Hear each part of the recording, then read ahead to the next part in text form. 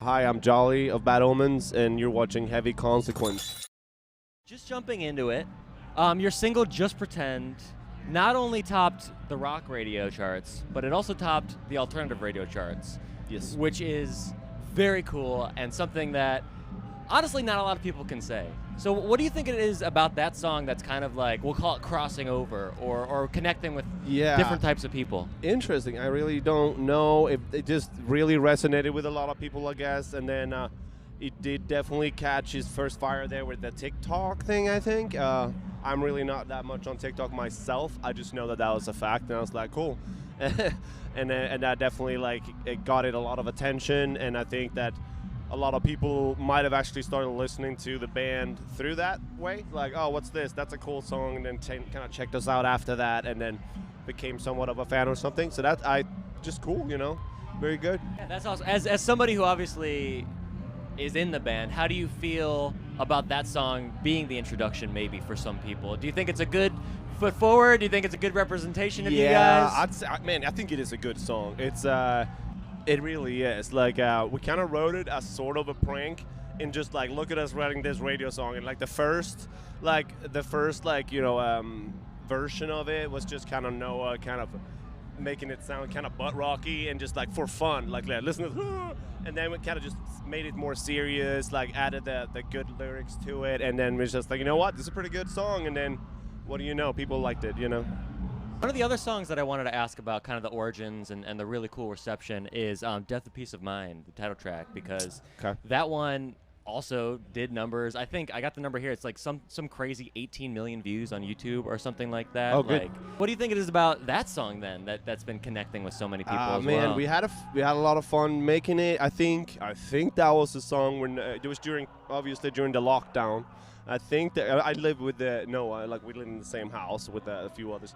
And then I think he was just walking around with his little Zoom recorder and just doing weird noises throughout the house, and then kind of putting that together into a song, because I think he had a challenge like that with his Twitch channel or something he was doing at the time, and he's like, he was just fucking around essentially. And then it just kind of come out to a little bit of a cool vibe, and then he sent it to me. It's like, this is pretty sweet, and I was like, oh shit, this is cool. And I just literally took his weird music and I made it into a normal song, but like I kept all of his elements in mind, like, so a kick snare and a vacuum cleaner as the 808. I did it the proper way, but it's still like, it was just cool to like take something like that and make it into a real song.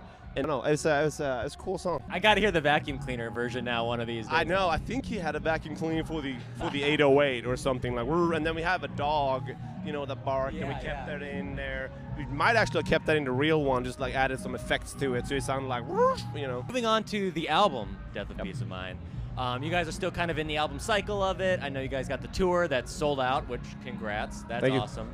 But even though you're kind of still in the cycle, it's been almost, 2 years since it dropped? Something like that? A year and a half since we released the album. Yeah. But we're coming up on 2 years for the first singles, I think. Another thing that I wanted to ask you guys about is earlier this year, Corey Taylor from Slipknot called you one of the, I'm going to get this quote correct, they called you one of the 3 bands that are carrying the flag for rock music. Putting you alongside with like Turnstile and Sleep Token. So like, especially coming from Corey, like, what does that mean to kind of be one of the rock bands that are bringing everybody forward? I mean, those are very nice words, obviously, from a guy who's been around for forever. And I don't know. I mean, it's just awesome. We're really just trying to be out here and do our really best all the time. And it's fun that it's actually, you know, going well. And like, people liking our music, and you know, they enjoy watching us live. We put so much attention, so much work, we put so much of ourselves into this. So it's really fun to have it actually bloom and work. But then, yeah, you know, Slipknot, it's been like a favorite band for all of us, I think, growing up. So when you know, he comes out and says that he even knows about us is always like flattering. So awesome. I mean, I agree too. Like, Sleep Token is a very, very cool band in my opinion. I think they're doing their own thing too, with a very strong voice of the singer, you know, and yeah, it's cool. It's a really cool band.